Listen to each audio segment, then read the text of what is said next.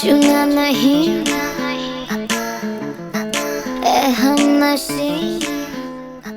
এক দশকেরও বেশি সময় পেরিয়ে গেলেও 2011 ক্রিকেট বিশ্বকাপ ঘিরে করা বিতর্কিত ঘোষণার প্রভাব আজও তাড়া করে বেড়ায় বলিউড অভিনেত্রী ও মডেল পুনম পান্ডেকে। সেই সময় ভারতে ক্রিকেট উন্মাদনার মাঝে তার নগ্ন হওয়ার ঘোষণা ব্যাপক আলোচনার জন্ম দেয় এবং রাতারাতি তাকে শিরোনামে নিয়ে আসে। সম্প্রতি এক সাক্ষাৎকারে পুনম পান্ডে জানিয়েছেন, ওই বিতর্কিত মন্তব্যের বিষয়ে তার পরিবারের কেউ আগে থেকে জানতেন না। বিষয়টি পরদিন সংবাদ মাধ্যমে প্রকাশিত হলে তার বাবা প্রচণ্ড ক্ষুব্ধ হন এবং তাকে শারীরিকভাবে আঘাত করেন বলেও তিনি দাবি করেন।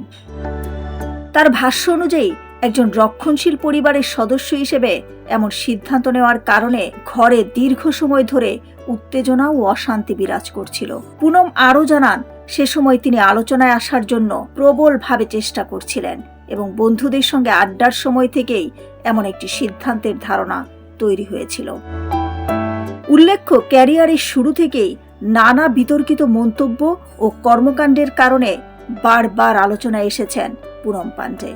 সর্বশেষ 2024 সালে তার মৃত্যুর ভুয়া খবর ছড়িয়ে সামাজিক মাধ্যমে ব্যাপক সমালোচনার মুখে পড়েন তিনি। পরে তিনি দাবি করেন, জরায়ু ক্যান্সার নিয়ে সচেতনতা তৈরির উদ্দেশ্যেই ওই প্রচারণা চালানো হয়েছিল। দিলরুবা খান, বিনোদন ডেস্ক, সোনালী নিউজ।